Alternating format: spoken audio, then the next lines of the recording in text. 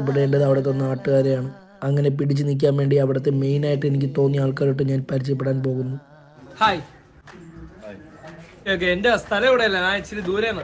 നമ്മളിപ്പോ ഇവിടെ നിന്ന് എണീക്കണോ? ആദ്യം തന്നെ ഉടക്കാണല്ലോ. പഴം ഉണ്ട് കേട്ടോ, പഴം. ഈ തൂങ്ങി കിടക്കുന്ന മുന്തിരിയല്ലല്ലോ, പഴമല്ലേ, കണ്ടുകൂടെ നിനക്ക്? നീ എന്തിനാ ഈ വരുത്തന്മാരെ കാര്യം കേൾക്കാൻ പോണ? ചായ കുടിക്കണം. പഴത്തിന്ന് പോയോണ്ട് പഴത്തിന്ന് തന്നെ ഒന്നും കൂടെ തുടങ്ങാം. ചേട്ടാ, ഇത് പഴുത്ത പഴമാണോ? പിടിച്ച് ഞെക്കി നോക്കടാ. രാവിലെ തന്നെ ഓരോരുത്തന്മാർ ഇറങ്ങിക്കോളും.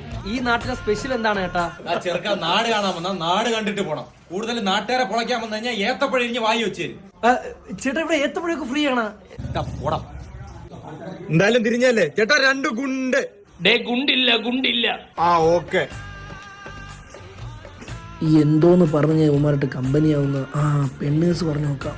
അല്ലെങ്കിൽ വേണ്ട, ശരിയാവൂല. നമുക്ക് നാട്ടില് വിലയില്ലെന്നേ ഉള്ളൂ. പുറത്തുനിന്ന് ആര് വന്നാലും ആ സ്റ്റഫിട്ട് പിടിച്ചോളാം കേട്ടോ. ചേട്ടാ എത്ര ചേട്ടാ? എത്ര കടി എടുത്ത്? 18 ഗുണ്ട് 8 ചായ. അതായത് ഈ കടയിലുള്ള നിങ്ങൾ തിന്ന് തീർത്ത് 240. പിന്നെ തരാം. പിന്നെ തരാം.